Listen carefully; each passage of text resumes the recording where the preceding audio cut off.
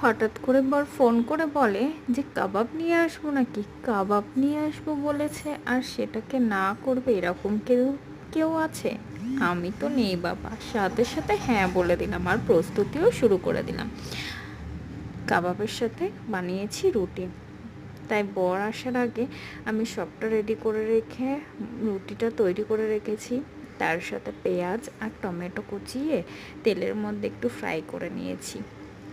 বর যখন কাবাব নিয়ে এসেছে সাথে সাথে সেটা করে নিয়েছি, কারণ তাহলে বেশি সময় নষ্ট হলো না। আর ঘরোয়া হচ্ছে মশলাগুলো দিয়েছি, নুন, হলুদ, জিরে গুঁড়ো, ধনে গুঁড়ো আর একটুখানি গার্লিক জিঞ্জার পেস্ট, ব্যাস আর কিছু না।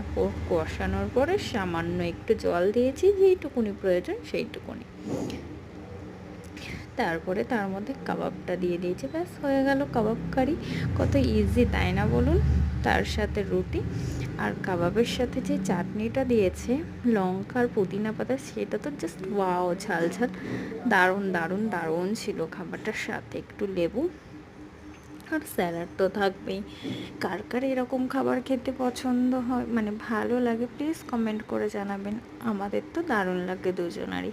ব্যাস হয়ে গেল কাবাব কারি তার সাথে রুটি। আমার এই ভিডিওগুলো ভালো লাগলে প্লিজ লাইক করে দেবেন।